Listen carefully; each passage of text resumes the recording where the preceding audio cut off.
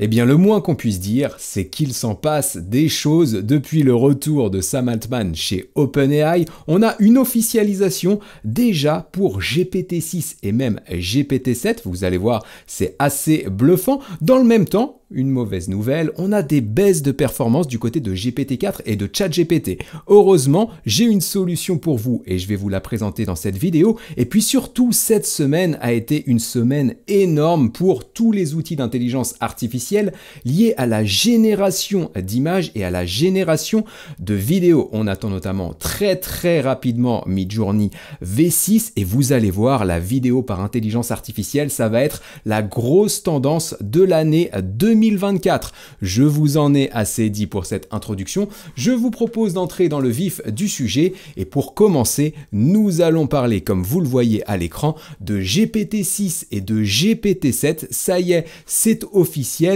OpenAI vient de déposer ces deux marques et du coup, quand vous allez cliquer sur GPT-6 et GPT-7, vous allez avoir l'intégralité des caractéristiques qui sont conférées à ce modèle. Donc là, ici pour GPT-6 et ici pour GPT-7. Donc présenté comme ça, c'est juste imbuvable. Ça va être impossible à décortiquer. Mais heureusement, avec ChatGPT, on peut faire de belles choses. Donc ce que j'ai fait tout simplement ici, c'est que j'ai enregistré ce dépôt de marque en format PDF en faisant tout simplement clic droit, imprimer et enregistrer au format PDF comme vous pouvez le voir sur mon écran. Si vous êtes sous Mac, en tout cas, c'est le process à suivre. Et une fois que vous avez fait ça, et bien tout simplement, vous pouvez partager ce PDF avec ChatGPT. Et donc, ce qu'on va faire ici pour cette vidéo, c'est qu'on va le positionner comme un expert en prospective, qui est la science de prédiction finalement, et donc forcément en intelligence artificielle générative, en lui disant qu'il connaît parfaitement OpenAI et l'ensemble de ses solutions. Je lui dis que je lui partage le PDF du dépôt de marque de GPT-6 et je lui demande, d'après toutes les informations qu'il va pouvoir récupérer, eh bien de me faire une prédiction sur ce que pourrait être GPT-6. Et vous allez voir, c'est assez bluffant, notamment d'un point de vue fonctionnalité. Donc bien entendu, pour que la vidéo soit la plus fluide possible, j'ai d'ores et déjà lancé la demande juste ici. Et donc là, vous allez voir, il me dit, OK, d'après la documentation sur la marque déposée pour GPT-6, voici la synthèse des points les plus importants à retenir des caractéristiques de ce modèle. Donc en fait, là, quand vous allez regarder, eh bien, il va nous dire que ça va couvrir des applications traditionnelles des modèles de langage telles que la génération, la compréhension et l'analyse du langage naturel. Donc en fait, ici, il n'y a pas trop de changements. Il va nous parler de traduction linguistique, de génération d'images et reconnaissance d'images. Donc là, en fait, vous êtes sans doute comme moi quand j'ai découvert la réponse, en train de vous dire, ouais, bah ça ressemble déjà pas mal à ce qu'on a sur GPT-4. Vous allez voir derrière, je lui demande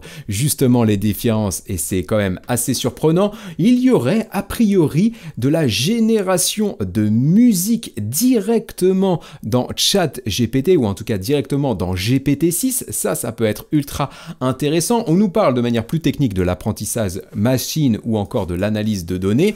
Et là où il y a un point hyper important, c'est qu'il y aurait la possibilité de créer des environnements de simulation. Autrement dit, des réalités un peu parallèles, des métaverses par exemple, ou encore des réalités virtuelles très avancées. Et c'est marrant que je découvre ça aujourd'hui, puisqu'hier, je vous ai partagé sur la chaîne cette vidéo qui a fait un bide total. Pourtant, j'ai adoré la tourner et les personnes qui l'ont regardée, si vous jetez un œil aux commentaires, l'ont appréciée également. Mais voilà, elle marche pas, l'algorithme YouTube ne la pousse pas. Et pourtant, j'aborde ce sujet précisément puisque je pose la question suivante: et si notre monde était une simulation? Là, l'idée, c'est de partir du scénario de Matrix et de voir avec toutes les technologies que nous avons à notre disposition aujourd'hui, et notamment l'intelligence artificielle, si ce scénario pourrait devenir une réalité. Si ça vous intéresse, vraiment, je vous mets le lien dans la description et elle s'affiche à l'écran.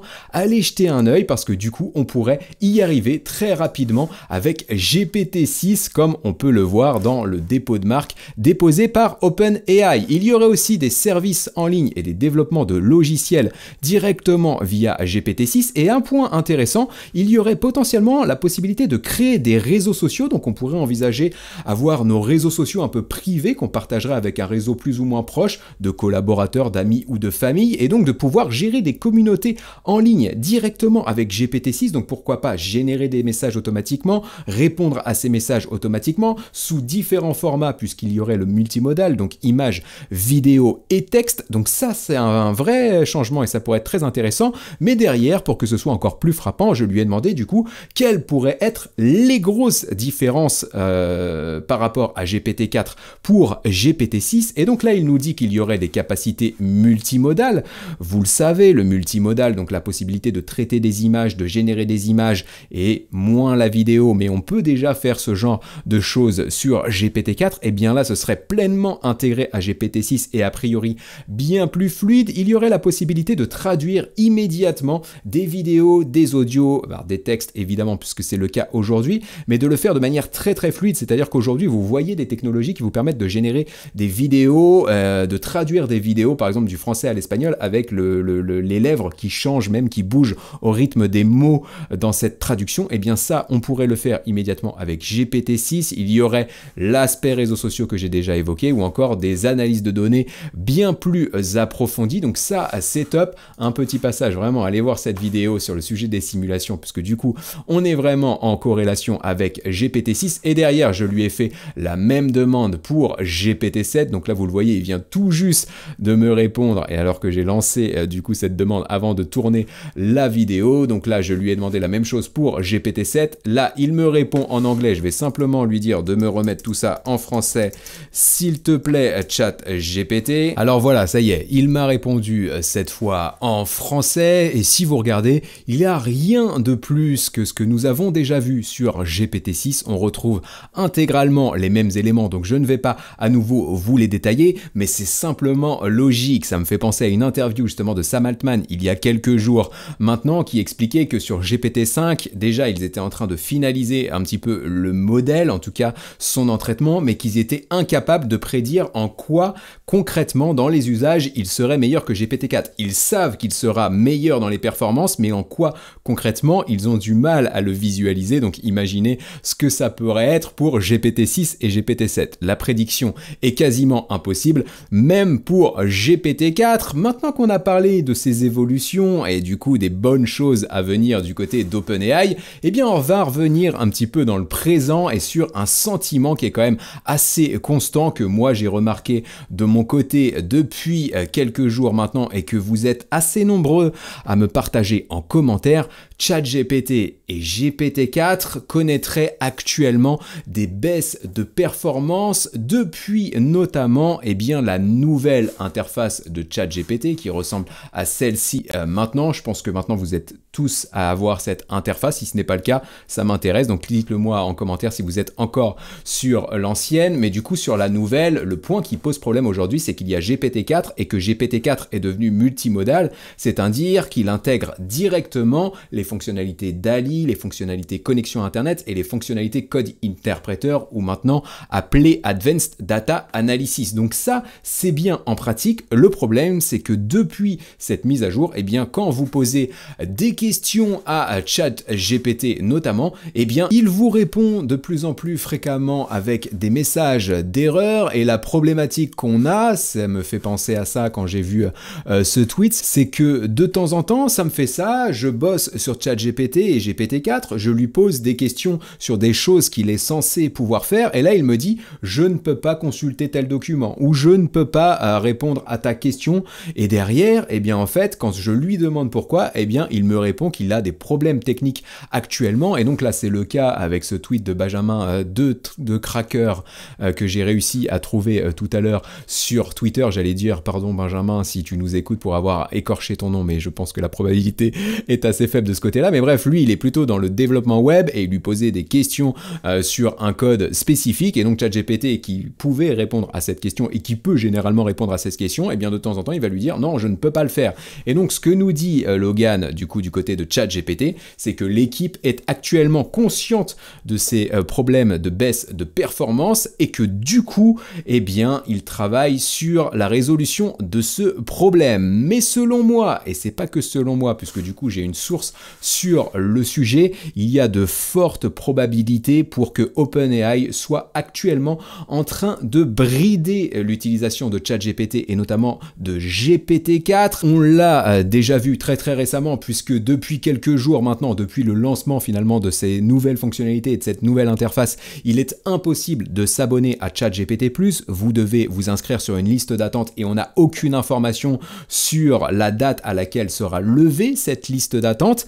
Et donc, si vous regardez ce qui se passe sur cet article, vous avez l'habitude, si vous suivez la chaîne, bien entendu, je vous partagerai tous les liens dans la description, eh bien, on évoque des coûts d'utilisation, des coûts d'exploitation de ChatGPT, notamment pour OpenAI, qui sont exorbitants, et on évoque la somme astronomique de 700 000 $ par jour depuis le lancement des nouvelles fonctionnalités. Et si vous avez suivi la chaîne et si vous avez regardé cette vidéo qui s'affiche à l'écran sur les dessous de l'affaire Sam Altman, c'est une hypothèse que je sortais déjà à ce moment-là, donc il y a 3 jours, où j'évoquais en fait ces problématiques d'indisponibilité technique, de baisse de performance et d'impossibilité à s'abonner à ChatGPT+, comme élément déclencheur du côté du comité de direction d'OpenAI pour licencier Sam Altman. Je suis convaincu, et c'est ce que je dis dans cette vidéo que je vous partagerai aussi en lien dans la description, c'est que je suis convaincu que lui, il est dans une course à l'innovation, ce qui est vraiment pas bon quand on parle d'intelligence artificielle, et qu'il veut sortir les fonctionnalités le plus rapidement possible, de peur peut-être de se faire dépasser par la concurrence. Mais le problème, c'est que les fonctionnalités ne sont pas prêtes, donc elles bug, ça crée de la frustration chez les utilisateurs, et surtout OpenAI manque de ressources et c'est trop coûteux pour eux d'exploiter ces nouvelles fonctionnalités, donc du coup elles sont bridées du côté des utilisateurs, ce qui crée encore plus de frustration. Ça, c'est un réel problème et je suis convaincu que ça a été une des raisons pour lesquelles Sam Altman s'est fait virer par l'ancien comité de direction d'OpenAI. Depuis, il est revenu, le comité de direction a changé et du coup, juste par rapport à l'écran que vous avez sous les yeux, petit kiff qu'on peut se faire sur la chaîne, on a sorti notre vidéo il y a 3 jours, on a fait 17 000 vues sur le sujet, ce qui est pas forcément bon pour les performances de la chaîne, mais en tout cas, c'est déjà meilleur que ce qu'a pu faire une chaîne YouTube comme Europe 1. Donc bravo à nous, et ça c'est grâce à vous le développement de la chaîne, donc merci. Si vous n'êtes pas abonné, pensez à le faire, c'est gratuit et vous me soutiendrez dans cette création de contenu sur ChatGPT. Du coup, les erreurs que vous rencontrez actuellement, eh bien il y a quand même une possibilité de les résoudre en évitant du coup d'utiliser le GPT-4 multimodal. Donc par défaut, on va retourner sur l'écran que vous avez habituellement. Donc vous êtes là-dessus sur GPT, vous avez par défaut probablement le modèle GPT-4 multimodal qui est activé, mais si vous n'avez pas besoin de générer d'images, de vous connecter à Internet ou de traiter des documents, et bien du coup rien ne sert d'utiliser cette fonctionnalité multimodale qui pourrait engendrer des bugs chez vous. Ce que vous pouvez faire à la place, c'est aller dans Explore juste ici et utiliser un GPTs qui a été partagé par ChatGPT, qui est là le ChatGPT classique. Et en fait, ChatGPT classique, eh bien c'est quoi? C'est la dernière version de GPT-4, donc elle est performance, mais il n'y a pas les fonctionnalités images, connexion web et traitement de documents, et donc du coup vous aurez nettement moins d'erreurs en utilisant cette version. Donc voilà l'astuce que je souhaitais vous partager. Et donc on parlait il y a très peu dans cette vidéo de licenciement de Sam Altman. Eh bien il est revenu, ça a même été officialisé sur le compte Twitter d'OpenAI. Ça a pris un peu de temps, hein. Honnêtement il est revenu depuis peut-être une dizaine de jours maintenant, et ou en tout cas au moins une bonne semaine. Et donc l'officialisation n'a eu lieu que hier, donc le 30 novembre 2023, avec ce tweet qui nous renvoie vers cette lettre que honnêtement je n'ai pas lu pour avoir couvert déjà cette affaire en long, en large et en travers, mais néanmoins pour le bien de cette vidéo et quand même faire un minimum de travail sur le sujet, j'ai tout simplement demandé à ChatGPT de me résumer du coup cette lettre. Et donc ce qu'on nous dit juste ici, eh bien que ça annonce le retour de Sam Altman en tant que PDG de l'entreprise, que Mira Murati, qui était CEO par intérim au moment du licenciement de Sam Altman, reprend son rôle de CTO, donc de directrice technique. Et enfin, derrière, je crois que Greg Brockman, lui, reprend son rôle de président. C'est pas forcément indiqué là-dedans. On nous dit qu'il y a un nouveau conseil d'administration avec Brett Taylor, Larry Summer ou encore Adam D'Angelo. Et donc les points importants à retenir, c'est que Sam Altman revient, c'est que Mira retourne à son poste initial, qu'il y a un nouveau conseil d'administration et que les priorités d'OpenAI, c'est d'avancer dans la recherche, la sécurité, améliorer les produits et le service client. Donc du coup, comme on vient de le voir, il y a un peu de boulot de ce côté-là. Ils continuent leur engagement vers la construction d'une IA générale bénéfique, donc d'une AGI, et on reviendra sur ce point de l'AGI en fin de vidéo parce que Elon Musk vient d'intervenir sur le sujet. Et puis enfin, Brett Taylor, président du conseil d'administration, s'engage à renforcer la gouvernance d'OpenAI. Donc voilà du côté d'OpenAI. Et maintenant, on va passer aux révolutions qui sont sorties ou qui vont sortir dans les prochains jours du côté de la génération d'images et la génération de vidéos. Et on a notamment eu cette information qui vient de sortir il y a quelques heures maintenant, où on évoque la possibilité de sortir dans quelques heures maintenant, ou en tout cas très très bientôt, Midjourney V6 avec des améliorations comme la possibilité du coup d'intégrer du texte de manière plus efficace dans les images, d'avoir des images toujours plus réalistes. Et en sachant que Midjourney V5 est bluffant, j'ai hâte de voir ce que donnera V6 et forcément on testera ça sur la chaîne. Il y aura des possibilités d'agrandir qui seront meilleures, peut-être qu'on aura la possibilité d'agrandir les images pour pouvoir les imprimer, par exemple dans le cadre de création d'œuvres ou de décoration. On aura d'autres formats juste ici et de meilleures textures et de meilleurs lighting, donc luminosité, on va dire ça comme ça en français. N'hésitez pas à me corriger si je suis approximatif en commentaire, vous êtes aussi les bienvenus pour ça. Je lis l'intégralité de vos commentaires, même si j'ai pas toujours la possibilité d'y répondre désormais. C'est un point de frustration, mais j'en ai de plus en plus, donc du coup j'essaye de répondre, mais c'est pas toujours très très simple. Donc voilà, on attend Midjourney V6 très très bientôt. Dès que c'est le cas, je ferai une vidéo sur la chaîne. Un autre outil du coup de génération de vidéos cette fois qui a bien buzzé sur les réseaux sociaux, et vous le voyez, moi je suis sur la liste d'attente depuis 3-4 jours maintenant. Dès que là aussi j'y aurai accès, je vous ferai une vidéo sur la chaîne. Cet outil c'est Pika.art, et donc il permet de générer des vidéos, vous le voyez à l'écran, ultra qualitatives uniquement à partir d'un prompt. Donc là ici, vous voyez, on lui demande tout simplement de générer une image, une vidéo d'un chien et d'un chat, et c'est parti, la vidéo se lance. En amont de celle-ci, je peux pas revenir en arrière, mais vous avez vu la vidéo générée d'Elon Musk en cartoon dans l'espace, etc. Donc là voilà, on voit tout un tas de choses ici. On a la possibilité de paramétrer les formats pour avoir des formats verticaux, des formats horizontaux, la possibilité de modifier un vêtement directement dans une image, de lui rajouter des lunettes, un gorille. C'est juste bluffant ce qu'on peut faire a priori avec cet outil. Je sais pas si vous l'avez testé, vous me direz en commentaire si c'est le cas. Moi je l'ai pas encore vu, donc je pense qu'il est très performant a priori de ce qu'on voit de la vidéo. Maintenant est-ce que c'est vraiment le cas?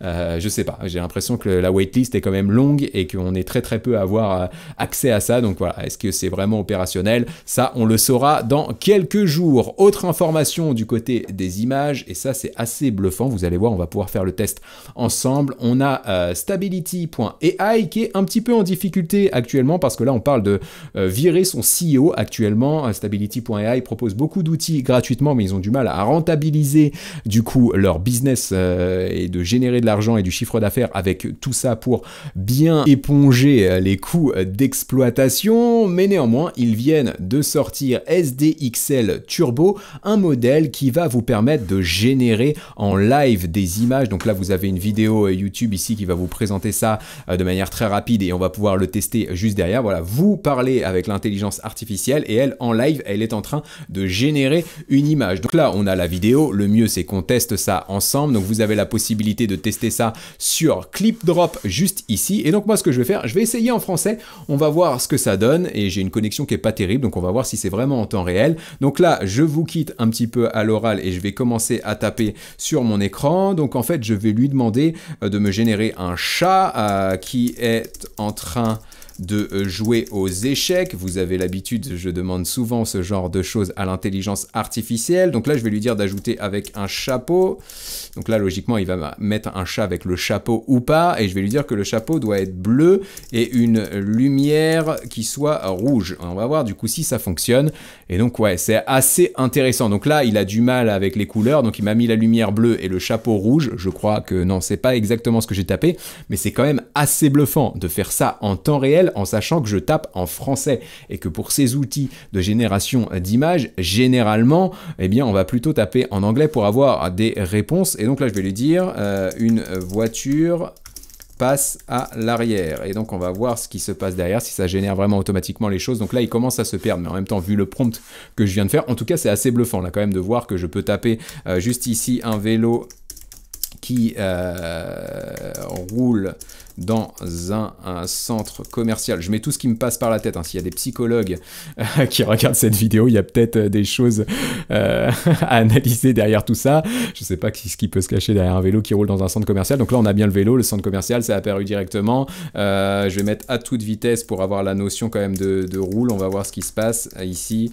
Voilà, à toute vitesse. Donc non, il n'arrive pas à le faire rouler, mais en même temps, c'est peut-être très compliqué. Donc voilà, je fais mes tests comme ça. Faites-vous vos tests de votre côté en prenant plus de temps parce que là moi je suis en live dans la vidéo et vous me direz ce que vous en pensez en commentaire. Un autre outil que j'apprécie utiliser qui s'appelle Gen2 du côté de Runway ML. Gen2 en fait ça permet eh bien tout simplement d'animer des photos et de les convertir finalement en vidéo. Donc là vous le voyez avec un nouvel outil qui s'appelle Motion Brush que là aussi on va pouvoir tester juste derrière, ou en tout cas je vais pouvoir montrer ça juste derrière. Et bien en fait vous avez la possibilité d'animer une image comme vous le souhaitez uniquement en utilisant un pinceau pour dire ce que vous souhaitez voir bouger sur l'image. Donc le mieux c'est que je vous montre comment ça fonctionne. Donc là j'ai téléchargé une image que j'ai utilisée dans une autre vidéo et donc là on a la possibilité de générer une vidéo de 4 secondes à partir de cette image. Donc ça existait déjà. Ce qu'il y a de plus intéressant aujourd'hui, donc c'est cet aspect Motion Brush juste ici qui va me permettre de dire bah tiens moi ce que je veux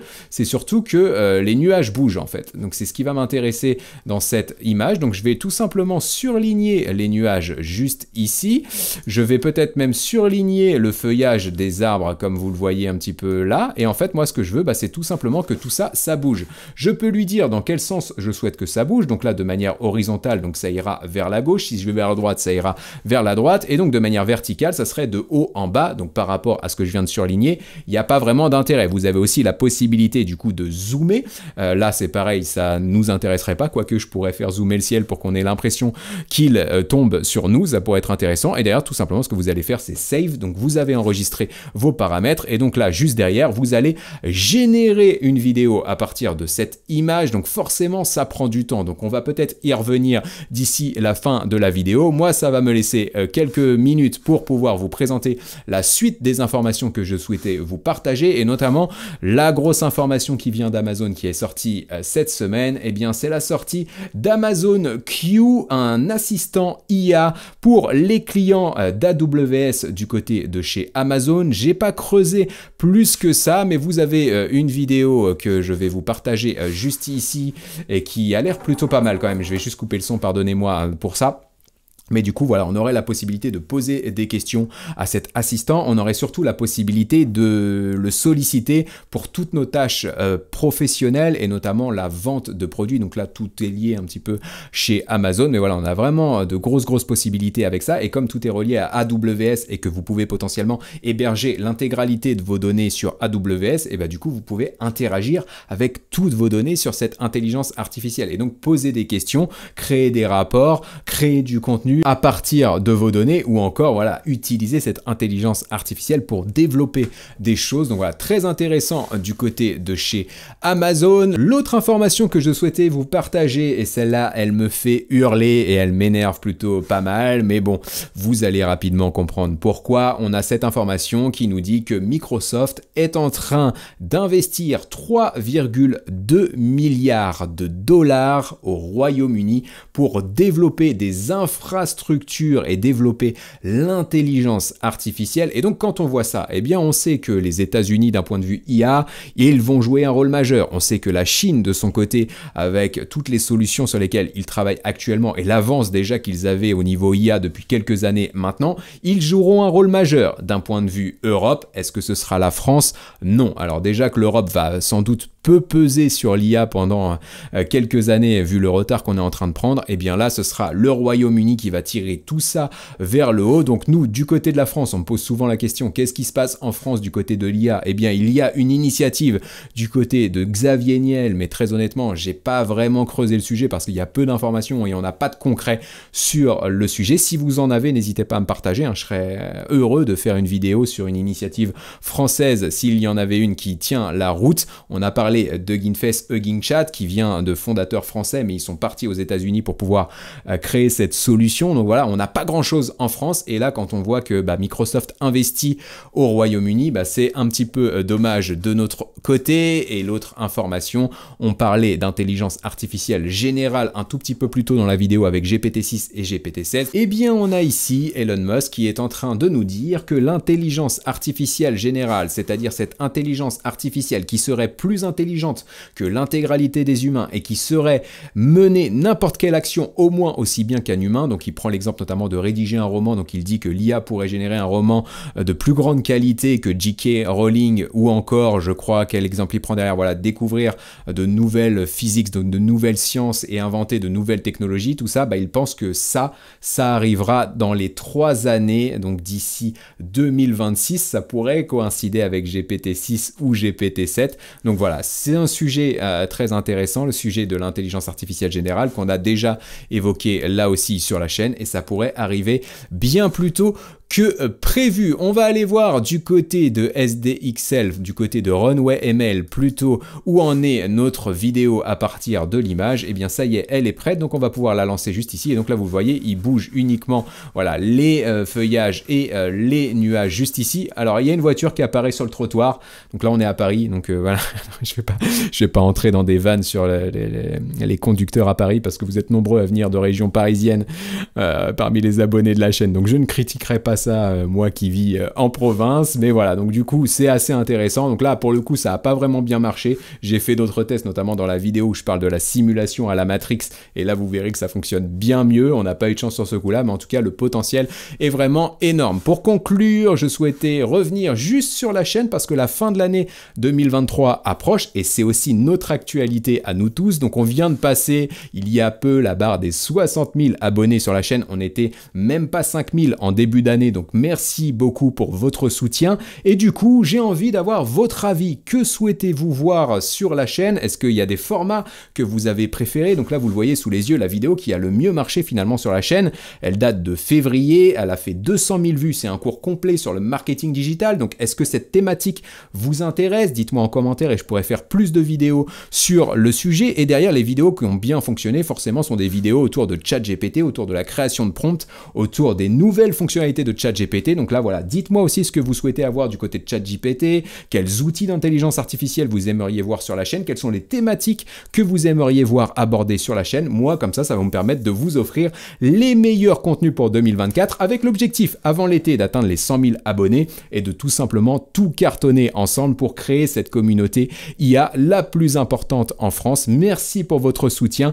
merci pour tout ce qu'on a fait ensemble dans cette année, même si elle n'est pas terminée et que j'aurai beaucoup de vidéos à vous proposer d'ici là, ce qui me permet tout simplement de conclure en vous disant à très bientôt dans une prochaine vidéo dans laquelle je vous partagerai tout ce que je peux savoir, mes astuces, mes tutos, mes actus, mes outils autour de l'intelligence artificielle pour vous donner toutes les clés afin que vous puissiez profiter des opportunités que l'IA génère. Et on en a vu encore pas mal dans cette vidéo. C'était Ludo, donc à très bientôt. Ciao! Ah oui, j'en profite, vous avez peut-être remarqué que j'ai changé de micro pour les plus assidus de la chaîne, donc n'hésitez pas là aussi à me dire en commentaire ce que vous en pensez. Est-ce que le son est meilleur que précédemment? Je l'espère parce que j'avais reçu quelques commentaires, c'était vraiment une minorité, mais des commentaires de personnes qui n'appréciaient pas la qualité du son sur les anciennes vidéos. Donc voilà, dites-moi si c'est mieux et comme ça je pourrais là aussi corriger le tir. Allez, ciao!